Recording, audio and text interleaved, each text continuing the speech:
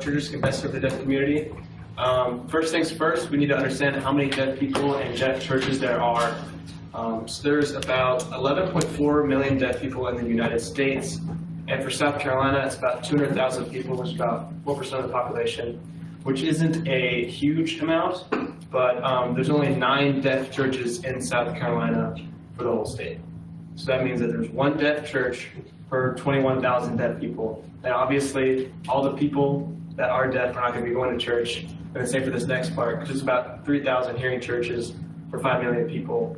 But you can just see that there's a real disadvantage if you're deaf, because there's not that many churches you can go to versus when you can't hear. And so this is the slide. This one up here, that one there, and that one there. They're actually in North Carolina and Georgia. But you got 4 there, 5, 6, 7, 8, and 9. And I thought it was very interesting that we have a lot in the upstate up here, 1 in Columbia, 1 in Charleston, but then this entire area over here, there's just no churches. And there is some down here in Georgia over there, so if you were, down the coast, you could go. But like, say I lived over here, there's not even anything up there in North Carolina to go to. So if I was a deaf person over there, I would have no church, or have to do an online version or whatever, and those are sort of fun. So the 2 yellow dots are deaf only. Like there's not an interpreter. It's a deaf pastor, and he does the whole service and everything like that. The next slide is actually this area up here.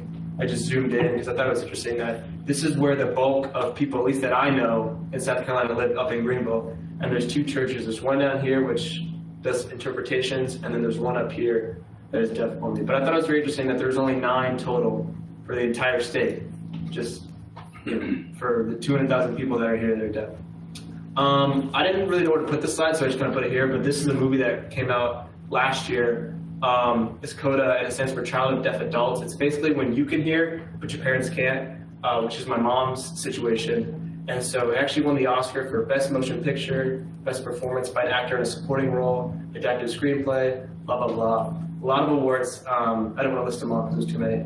But I thought it was interesting because it's spreading awareness about the deaf community. And, because I'm going to be honest, I am assuming that none of you in here know anybody that's deaf. And if you know somebody that is deaf, then it's probably 1 or 2 of you. But so I want to go over if being deaf is a disability, because a lot of people, when we think about people with disabilities, we think, oh, we'll just bunch them in with the group of everybody else. Maybe give them a couple accommodations and stuff like that. But I thought John Hopkins said it really well, so I'm using their quote. Deaf people are limited in some functions because of an impairment of hearing, therefore deaf people have a disability. So I want to say yes, they are disabled, but more importantly, it's a language group. And the reason for that is there's over 200 distinct sign language languages in the world. And the reason that they are their own language group is because there's that many, and they have their own grammatic conventions, which basically means the way they communicate is different than if you were speaking. And so the most prominent one is ASL, or American Sign Language. And I thought it was actually interesting that it's most closely related to French Sign Language, which I thought was kind of weird. But when I heard this, it didn't make sense to me, because I thought, well, if I had to create a sign language, I would make it universals for all languages, and that way that could be a way that we could all communicate. But that's not really the way it works. So yes, it is a disability. More importantly, it's a language group, and it's actually the 3rd largest language group in the United States, behind Spanish, and then number 1 is obviously English. But I thought it was interesting that they paired most of the ASL in with the English, and then they gave them their own one as well, which didn't make sense. But because technically they do speak English, but it's a version of English. And why should we care/help? Obviously, all of us in this room, I'm not going to assume anything, but if we are Christians, then we should want to get people to go to church. And so that could be our motive. More importantly, is that they are a largely untapped group of people needing the gospel. In Revelation 7:9 says, "After I looked, and behold, a great multitude that no one could number, from every nation, from all tribes, all people, and all languages." Meaning that these people are going to be in heaven, and that we should help them now hear the gospel, because we don't want, people. I think the worst way to go is to not have access to the gospel. That is literally like one of the worst things ever. I'd rather you have access and then you deny it rather than not have access but wanting to go to a church. And they were made by God. I think this could be a little controversial and such, but Exodus 4:11 says, "The Lord said to him, who has made man's mouth, or who makes him mute or deaf, or seeing or blind? Is it not I, the Lord?" And I thought this was very important because God made them deaf for a purpose. I don't know the purpose. They might not know the purpose. There's a reason that they are. So they're people too, and we need to reach out to them. And that's actually my next thing, is the first thing that you should do is see if people would be interested in going to your church that are deaf. So one of the best ways to do this is through social media. Facebook, I didn't know this, there's a lot of deaf people on Facebook, and that's the overwhelming consensus that they use. And I think it's because Facebook and Facebook Messenger are tied together. It's easy to communicate through people rather than commenting on the post. Like you can send instant messages back and forth. And then another one is deafvideo.tv. And basically, I went on this for like an hour or 2 hours yesterday. I was watching videos because it's so interesting. Because, like I said earlier, they have their own grammatical clicks, but they also have their own sense of culture. So they communicate with each other through this streaming service, and basically they just send videos back and forth. Like you can have the comments or the captions or whatever, but they all sign their videos. And it's kind of funny because all their cameras are terrible quality, and they're signing super fast, and I couldn't understand anything that they were saying. But it was pretty funny. Like half the videos were about politics, and then there's other ones about God and stuff. But they had different titles of like groups that you could join and submit your videos through whatever you wanted to submit your videos about. But the 4 main ways that your church can help, and I'd say that these are 4 main approaches that you can do. There's definitely more, and these are obviously very generalizations of approaches that you can do, but I just found these 4 in my research to be the most prominent ways that you can. There's the nothing approach, there's the television approach, there's the interpreter, and then the deaf pastor approach. And I rank these in order of the worst thing you can do to the best thing you can do, but there's pros and cons of each. So your church obviously is going to have a different approach to another one based on different factors. So the nothing approach is do nothing, legit nothing, and that's it. And the television approach is basically, so when you go to your church, obviously they're going to have the TV there when you're singing, and they're going to have the subtitles. So like if it's a new song or a song you're unfamiliar with, you can sing along with the group. But the way that this way works is that it's the subtitles of the sermon and the songs, and they're put on a TV screen near the front of the stage. Now that can either be the one that's elevated, or you could do it where you group all of the deaf or hard of hearing people together, and then they can watch that, and go back and forth. So this is a great if money's a problem, because all it is a television screen. There's no interpreter or pastor or anything else. You have a small number of deaf people in your church, because it might not make sense for your church to hire an interpreter or a pastor if there's 1 or 2 deaf people in the church. And this is a great way if you were just starting to reach out to the deaf community in your area, because you don't want to hire an entire interpreter, reach out, and then there's no deaf people in your area, right? And this is the best approach if someone's hard of hearing, because they can go to this, I would say it's a section of the church. It's at the front, and they can listen to the pastor, and if they don't understand something they said, or something didn't quite make sense, or they missed the last part of that sentence, they would look down at the TV screen and be like, oh, he said this instead of whatever I was thinking. And it is the cheapest approach out of, not the cheapest, the do nothing approach is the cheapest, but it's the main approach that's the cheapest, that's the smartest approach. The interpreter approach is a great if you have a small to medium number of deaf people in your church. There was no real number that I could find that was great, but I would say anywhere from 5 to 20 people, 20 being on the, maybe you need to do the pastor, but it's great if you have a deaf family attending your church with hearing members. And I went to Brookwood over Christmas break, and it was like the grandmother was deaf, which is my situation, and the mom and the daughter were the interpreters, and so they switched back and forth. So the mom did a song, and one of the daughters did a song, and then another part of the family, I think it was like an aunt or uncle, came, and they did the whole sermon, and then came back, and the daughter did the closing song or whatever. But it's really great if you want to, it's a start. So you can get a volunteer to sign a service or 2, and then see if they would be comfortable doing more, or doing it to the fact that they're going to get paid for this. But that is a problem. That's a more expensive approach, but a viable one if you know the amount of deaf people that are in your area. Because if you only have 2, it's probably not the best idea. Maybe if there's a volunteer that wants to do it and is willing to. But if you got 15, 20 people in your church, this is a great approach because all it is really is you put them at the very front, you get a spotlight from the top, and that's going on them, and then they sign, all the deaf people are together. And so when I went, that's how they did it at Brookwood, was an interpreter this way, with the spotlight. And it was interesting because in between songs and in between the transition from songs, the deaf people would, look around and talk to each other. Hey, how are you doing? How's your family doing? You guys look great. Love your outfit. Stuff like that. And the deaf pastor approach, this is my last approach. This is the best way to reach the deaf community because, let's be honest, it's really hard to get a sense of community with the pastor if the pastor is speaking and then the interpreter is speaking to you. It's not really a sense of me to the pastor, it's me to the interpreter, interpreter to the pastor. And it's the best because it's explaining the gospel in a preferred form of communication, not through an interpreter. Like I said already, it gives the people a sense of community more than with a translator. And the only con I would say is that it's expensive. The church already has a hearing pastor. When I'm not going to pull it back up, but when I had the picture of the entire state on, there was one that was in the top right, and then there was one that was in the upstate of Greenville. The upstate of Greenville one was one where it was just a deaf church, and that was it. There was no hearing and deaf section, which when I researched it, there wasn't that many that were like that. It was either you were all deaf or you had a translator translating things to help the community. So lastly, what can you do? I've said what your church can do and all the things of, what's the best way and the worst way to approach this, but the best thing that you can do and the way to start is to talk to a leader in your church, because there might be a situation where you talk to a leader in your church, you're like, hey, I really want to help, this untapped group of people in our area, see if there's anybody, and they may say, oh, well, we tried that, 10 years ago or whatever, and we didn't get any messages back.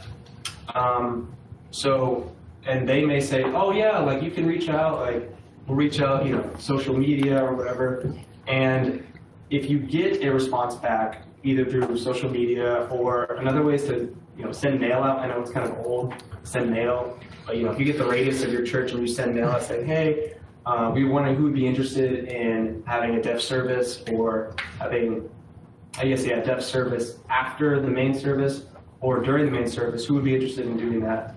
And then if you get not even overwhelmingly, if you get somebody or 2 people, 5 or 10, saying back, hey, I'd really be interested in this, when is it, what time would it be, whatever, then that's when you would use one or some of the 3 approaches. Because it's not just if you have the television, you don't hire an interpreter. Or if you have the interpreter, you don't put the television in or you don't have a pastor with it. You can do both. And that's why the television one is the best way to start it, because the hard of hearing people can also benefit from it, but not all people that are hard of hearing know sign language. And that's why, personally, that's the one that's the best to start with, and then you branch out depending on if you get enough feedback, not even feedback, but get enough people in your church that would be interested in it. And that is the end of my presentation. All right. Thank you, Nate. Got a couple visitors with us. Gentlemen, if you have any questions or comments for Nate, I'll open it up to you first. Tell us more about your personal situation. Your grandmother? Yeah, so my grandma and grandpa are both deaf, and she is heavily involved in the church. I say heavily, but she goes to Brookwood because she lives right next to it. And I think that's the reason she picked that location, was because they had a deaf ministry, which also helps, the areas in that, you want that people to move into your area, that's the Bible option. And so, yeah, I've been to a couple services with her, but the most recent one was Christmas, and, basically the only difference was that they just put them up at the front, because another thing is they can feel the vibrations of the songs, because if you think about it, my grandma, she's actually been to concerts here, and she just sits there and then she claps at the end of the song. She waits at the claps at the end of the song. But that's basically the way that, it was very interesting because my dad hates loud music. He hates rock concerts. He will put earplugs in and stop and because he doesn't want to damage his ears. but they can feel the vibrations and the thuds. And it was interesting. They picked specific songs at Brookwood that had, large drums, and not just the drum set, but like they literally had giant drums and they boom on the side. And the visuals was another big part of it that they had at Brookwood. Were they both deaf when they got married? Yeah, so I'm not sure which one, but one was born deaf, and then the other one got sick at like a couple months old, like less than 1 year old, and then was deaf, and then they've been, How did they find each other? In the deaf community, I presume? I think they went to the school of deaf and blind, and I'm pretty sure they met through that. You mentioned those 9 churches. Mm-hmm. What identifies those as the 9? I mean, I assume many churches will provide, at least an interpreter. So what is the 9? So the 9 churches is what I found on deafchurchware.com. Okay. And basically it just shows you the map of the entire world. It has all these churches. And So is that deaf pastor, basically? Or? so the yellow ones are the ones, there's 2 of them, 1 and then 2. Those are the ones with the deaf pastor. And then the ones that are gray are the ones that are, I don't know what the word for it, I can't think of the word now. But basically you have to put it in this system. So if your church is using this, then you would reach out to them and be like, hey, my church is doing this, and then they would put it on the website. So these are the only ones that are, that have been like put into this system. But this, like every time I searched deaf church, this was the first thing that popped up. And was ASL the only language that they were using? Because I know it's obviously big outreach for the Hispanic community. No, that wasn't the only one they were using, but when I clicked on most of the churches, that was the one that was overwhelmingly, most of them were. There were a couple that, were Spanish and stuff like that, but they, out of like the 9 here, I think I saw 1 maybe in the top right that was Spanish, but the rest were all ASL. Can I give a little feedback too? Just real Sure. quick? I thought you had good data, good analysis. I like the map. I thought it was very interesting, the distinction between a language group and disability. I didn't do that before. It's interesting. I didn't know that ASL was associated with the French language. That was interesting to me. You had very interesting and concrete information. And you're so right. Evangelism and discipleship really is necessary for the deaf community, the same as any other community. The scriptures were apt. I thought you spoke very confidently and enthusiastically. You speak very fast, and it's just a testament to the fact that we can listen and understand somebody who speaks very fast. I liked your analysis of the worship services options, your personal examples of Brookwood at Christmas time, the fact that you took the time to watch those Facebook videos. I think you're very well spoken and you're articulate. I appreciate you challenged your peers to get involved in this issue if it would come up, if the Holy Spirit would lead. You've educated them to be able to do that. I guess I would say to everybody who hasn't presented yet in this class, try to start your presentation with a really strong, direct thing. And last year, I remember a lot of people, my presentation is on. And then the end was, that's it. Well, that's not as strong a presentation style that you can give. Try to end and just mic drop it at the end, something with a dramatic statement. It doesn't have to be long or complex. It just you need this. People will know when you're finished. That's the only suggestion I would offer. But otherwise, it's just really good, man. Thank you. On that note, you started your paper with a really interesting thought experiment / rhetorical question. Do you remember what it was? No, I mean, I remember The whole vaguely, but I need to look up the wording. the whole Tower of Babel thing. Yes. Oh, yeah. So in my paper, I talked about if during the Tower of Babel, if it happened again, and then there was a new language group with over 10 million people in America, and Christians decided to build churches for them, how many churches would be built? 500, 1,000, more than 1,000. And through my research, I found that there's only 39 to 42. I don't know why it just doesn't say around 40. Around 40 churches that are deaf only. And by that I mean the yellow ones right here.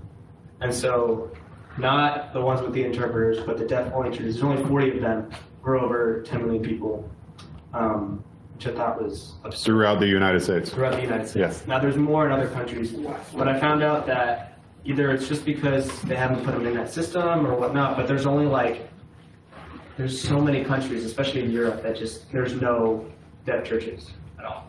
You know, there's probably some there, but there's just none that were in the system. I thought that was interesting. And I found out that they all clumped around the cities, which, like, I guess it makes sense. There's more people in the cities, whatever. But, like, it was a clump around the cities, and then, like, when you stretched out with the highways, there was maybe 1, 2 around, like that. But yeah, the thought experiment was literally just 10 million people, how many churches should be built for them? And there aren't. And there's not enough. Yeah. Specifically for them. Yeah. Mr. Satterfield, I sent my feedback to him. Okay. To you, if you could send them on to him. Yes, sir. Electronically. Yes, sir, sure will. Nice job. Nate, I got a couple questions for you. So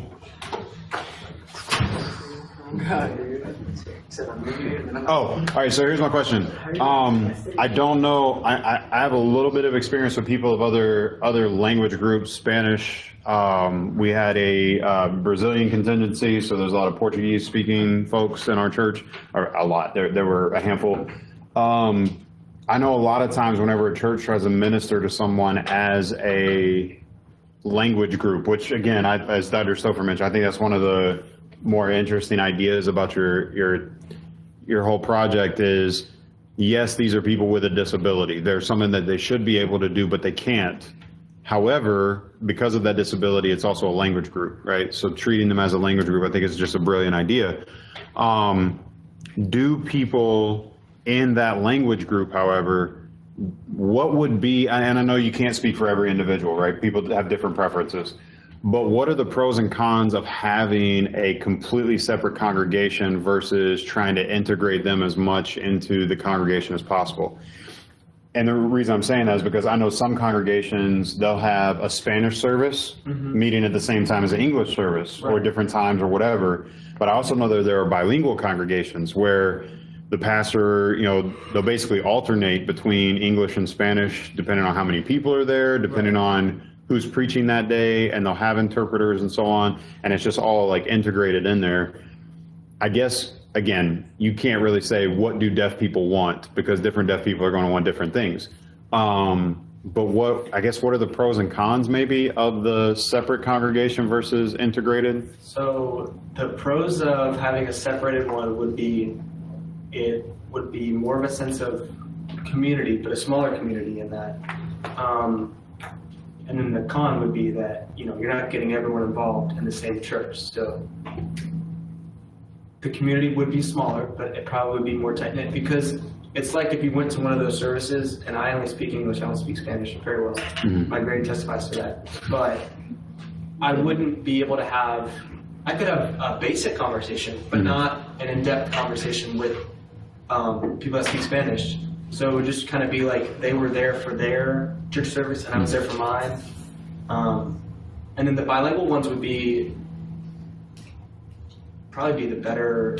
It'd be better if there's enough people, you know, and they both want, and they go back and forth, because then I don't know what the word would be for it, but it would be beneficial to both with the interpreters. But it's just not a very overall sense of community. There's just like, it's like, this is our community, the deaf people.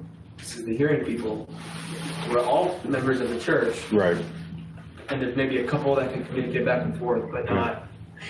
What I'm hearing is it's like there's a trade-off between a bigger community with less of a connection versus a smaller community with a greater connection. Yeah. Okay. And like you would still have in this, if you put it all in one church, you would still have, the small community would be very tight knit, but it would just be not the entire church. Right. Which, I mean, even nowadays, you go to a big church, you don't talk to everybody in it. You talk to a little group, maybe talk to a few people here and there, but it'd be kind of like that, I think. Yeah, good answer.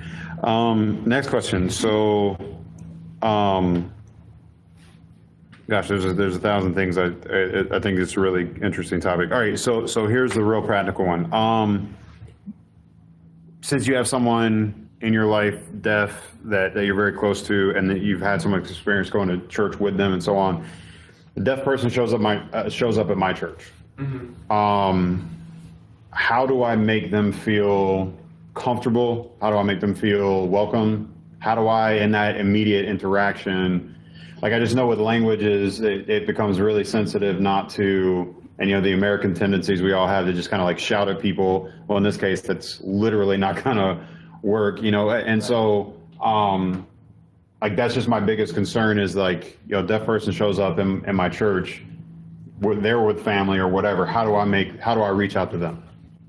This is a great question because this happened to me yesterday at Panera. There was a deaf couple there, and he wanted, something was wrong with his order, and so we talked to the guy. And instead of shouting and talking loudly, you go slow and you pronunciate because most of them can lip read. And so lip read, maybe not lip read well, but they can. Mm-hmm. And so you just need to say what you want to say very slowly and enunciate your words and probably put them at the front, like I said, for the vibrations. But and then, I don't know, if there's not someone there with them, like if they don't have family with them that knows how to translate, then, I'm not really sure. Because I'm hoping you weren't going to ask this question, because that's one that you can't just answer. There's no right answer, there's not a wrong answer. I mean, there's a wrong answer. Yeah, but there's advice. Right. Yeah, and that's. So I guess it would just be to, try to get them to understand, try to get them a seat in the front, and then if somebody in their family would be comfortable getting them a chair and putting them, facing them, with their back to the pastor, and they sign and interpret. Yeah, got it. Cool. Classmates, you got anything for Nate? I got one. Yeah. Well, but Ty actually raised his hand, so I want to reward him for his civility. Go ahead, Ty. Two things. I don't know if you saw this in your research with the why ASL is so close to French. It's because Gallaudet, who founded, was it the first university or deaf institution, went over to and find a good deaf teacher, and she was from France and all that. So that's why it's close. Another thing, how do you make sure, because it's a big thing with medical, and I'm assuming we want it to be with biblical.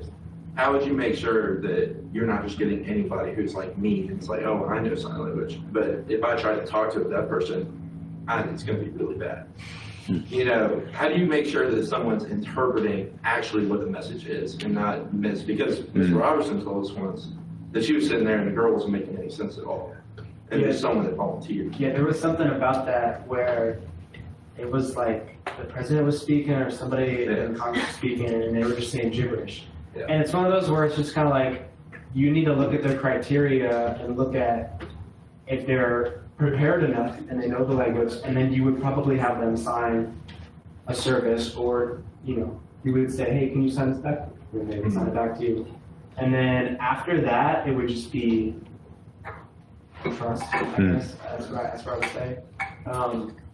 But I feel like if you would probably need to get someone that knows somebody or hire them, because if you are hiring someone, they're not just going to say whatever. They have no motive there. A random person might, but if I'm paying you to do this and then you do something stupid, we'll fire you and then write a bad review on wherever. Or even you could try to find deaf interpreters and ask for their service if they're in the church already. Well, right, yeah. If they have credentials to do that. Yeah, but it would just be trying to find the right person. And it would be a long process. You couldn't just hire someone in one day. You would have to have a whole, there would need to be a list of things, like a list of things that they meet adequately that would make you want to hire them. Go ahead, Brock. So, why is there there's one in Columbia, one in Charleston, and two in Greenville? Why is there 5 around Rock Hill? I really have no idea. It looks like it's getting close to Charlotte, though. That's because when you mentioned the big city, like cluster around the cities or whatever. Yeah, it's still like 30 minutes from Charlotte. That's why. I'm not really sure. Historical reason, or was it ethical? And I'm guessing, because I didn't do enough research, but yeah, there's 2 in Rock Hill. And I'm looking at it right now. Southside Baptist Church, First Baptist Rock Hill, and then Grace Community Methodist. I'm not sure why that is, and my guess would just be that there's a large group of deaf people in that area, personally. I'm not 100% sure why. But I thought that was interesting, because I was like, There's just nobody on the right side. Yeah. There's just no churches at all. And even when I zoom out and go to like North Carolina, I wish I could pull it up now. But Turn it around. there's just I don't know if you're able to see. I agree. Well, and two, like, okay, so we asked, Gary asked the question earlier, like, okay, so what do those churches actually have? And the thing is, it's like, if, I'm assuming this website, it's not just for us to figure out, wonder how many, like, there are probably deaf people that use No, this there are, and website. that's the reason that this website was founded. Right, Was and, to give them access to where's the closest church. right, If that church is, I don't agree with their beliefs, where's the next one? right, and what a letdown that's gotta be for someone living near Myrtle Beach or Fayetteville or Florence or wherever, and it's like, oh, well, There's just nothing. oh, well, guess I'm not going to church. And if that would be the case, I assume that you would just look on another site. Yeah. To see where's the next closest one. Right, Because I'll turn around, but I don't think you can see it. Oh wait, actually, hold on. Let me go. Could you yeah, just email it to me. Carter, ask that question while you're, So the golden dots or whatever, yeah, the gold ones? so is that I completely? put it on the last slide actually. So if you exit out. okay. Or what are the lightly tinted like gray dots? So the gray dots are ones that Have interpreters, interpreters, yes. but it's like only for deaf people, or is it like? No. So that's just they have interpreters available. Oh. So it's just like accessibility? Right, and so Is Brookwood on? Brookwood's on there, yeah. Okay. Oh, And so that's just like the so- people so with look, interpreters, there's not just even no one like that's kind of Like, like an accessibility option or something. So in that case, that's kind of scary. yeah, the fact that there's not more But it that isn't with even- interpreters. It isn't even a matter of like, we have a large deaf congregation or Right. like a big program. It's like the gray dots are just things with accessibility. We might have something for you. That few. See, that's what's. And that's why. Yeah. like, It's And then the just- golden dots are. They have What- specific deaf pastors. And that's why I loved the numbers game that you played at the beginning. We got 10 million 11 million 11 in the U.S. in the U.S., 11 million people in the United States of America, this few churches that have anything for them. And when I say anything, these people aren't debilitated. Like anybody with a disability, they learn to live life, and that's what's so fascinating about all of it. The amazing things that the amazing hurdles they're able to overcome in spite of their disability. But it's just I love what we're driving at here, because it's like, oh man, this is a need that some of you all have been blessed to have taken a couple of sign language classes, and the rest of us in the age of information, hey, the rest of us in the age of information, I don't know that we really have an excuse to be as limited linguistically as we are.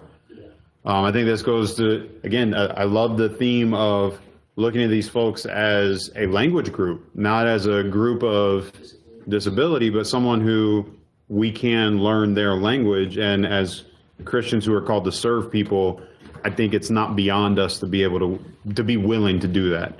Yeah, it's kind of scary that there's not that many more gray dots of just interpreters. And that's, yeah, because the around 40% is the yellow dots. There's about 40 in, the entire United States.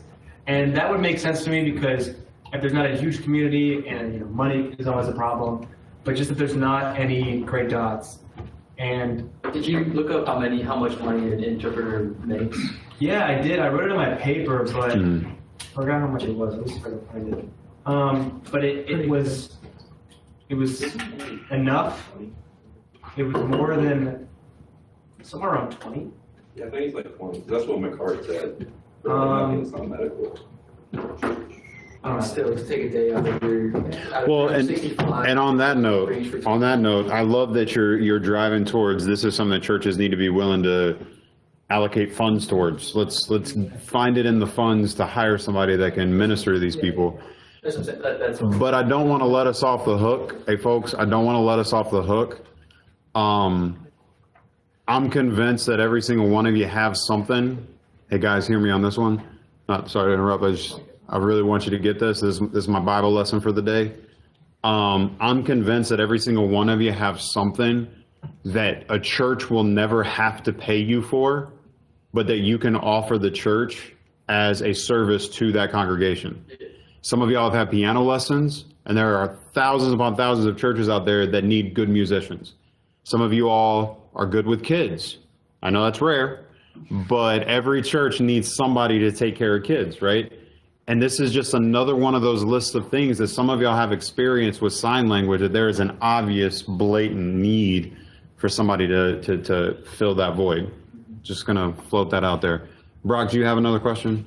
Yeah, I was wondering, like, so there's like the big old holes like that where people have to drive, 2 hours in the Bible Belt. Does it get worse as you go up where there's no more churches? It gets a little worse, but I'll actually put on the slide. It gets terribly worse as you go. What website is this? Deaf churches, deaf-aware churches. You can, you can just put it. Deaf church Where? where? Yeah. Deaf Church where? Church. When you .com. speak, you don't have to like. Actually sounds like. You don't have to like. The different. Yeah, And click on the map in the top left. Do what now? Click on the map. Yeah, right there. And then so that's Scroll out. that's all the churches in your area. And then Then it actually astonished me. There's quite a few, but I feel like the dots don't get smaller. They just like. Oh, wow, out west. But if you look out west, I mean. Look at the bottom. Okay, now that said, there are more cows in Montana than there are people, but still, Utah? the point. Look at one in Salt Lake City, and then everybody else. Nevada literally has nothing. Los Angeles is actually doing really well. Like, look how many there's down there. there. But most of them are in There's a lot of people there. interpreters, which is fine. But Yeah. LA probably. But that's like really one, that could be like one to however many interpreters. interpreters. Isn't that crazy that the website where they're trying to help some folks, we're looking at like, man, that's it? Like that's. Yeah, sure. and then you can zoom out to the rest of the world, but there's like. Oh my god. Well, what do we expect? But I don't know if this is just because The one. people in Australia. What is even in there? That's desert. There's not even a city. It's just one in the center. It's like, well, if you live all the way north, Oh, then you sorry. can get to it. If you live all the way south, I mean, it's even for everybody. Never heard of Oh that. my god. That's, Not in like any. Also, if you need to write your thing for the feedback, you can do that now. Oh yeah, it's best. Oh yeah. But you don't have much time. Sorry, I do this tricky thing where I'm really interested in the actual topic. Did you tell Gavin about this? Gino? No. You should. I'll tell them on. look at the 3 down in like Sierra Leone. About mine. There's one in South Korea. Ghana and Togo. Really? Yeah, there's one. Anybody wants to pull up? We're Oh yeah, I'm not gonna be here. If anybody else wants to pull up, We're gonna go. Tomorrow? Introduce everybody. Sorry, she started right now. No, you're good. So just put absent for your feedback whenever you get a chance. Like even if you want to go and do that now. Yeah, go ahead and submit your feedback. Everything. Well, that's the thing. It's like if I interpreted, I'd be doing a disservice. Yeah. Well, yeah, you gotta get someone that can do it fast enough. And actually, Oh, real quick, tell us about like, okay, we kind of mentioned it in just passing. I was super interested in deaf people don't really get jokes the way that we get no, them. they don't. Sarcasm. Right, I think. Sarcasm is a big one. Yeah. And then poking fun at people, that's a big one. No, she would like call me like she would describe me and she'd be like, yeah, tie. Whoa! I just know our T-shirt, the one that we wear forever. But that's His, we always, his like, your, what was your,